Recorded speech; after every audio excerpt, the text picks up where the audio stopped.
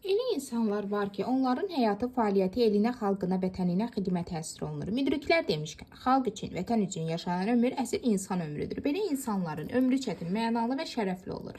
Başı həmişə el içində ucu olur. Onlar öz xoşbəxtliyini, saadətini, varlığını vətənə, xalqa ləyaqətlə xidmətdə görür.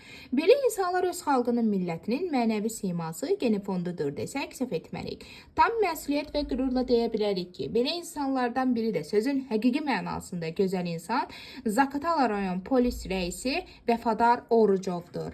Vəfadar müəllim öz işinin peşəkarı bir insandır.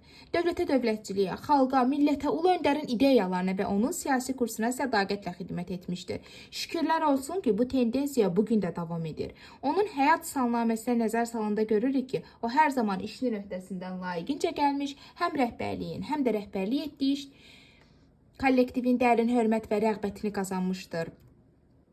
Vəfadar müəllim öz işinin peşəkarı bir insandır. Dosta, tanışa, kasıb ailələrə, şəhid və qazi ailələrinə hər zaman maddi və mənəvi dəstək olmuşdur. Vəfadar müəllim Ulu Öndərin anadan olmasının 102-ci il dönümü münasibəti ilə Ulu Öndərimizə Allahdan rəhmət diləyir. Ulu Öndərin anadan olmasının 102-ci il dönümü ölkəmizdə və xarici ölkələrdə qeyd olunur. Azərbaycan tarixinin önəmli bir dövrü 20-ci əsrin ikinci yarısı, 21-ci əsrin başlanğıcı Heydər Əliyevin adı ilə bağlıdır. Azərbaycanlı olması ilə daim qürur duyan bu böyük şəxsiyyətin həyatının 40 ildən artıq bir dövrünü ölkəmizin tərəqqisi naminə apardığı mübarizəyə həsr edib.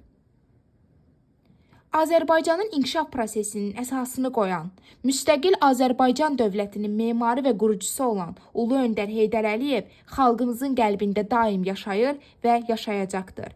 Allah sizə rəhmət eləsin. Ulu Öndərimiz Heydər Əliyev.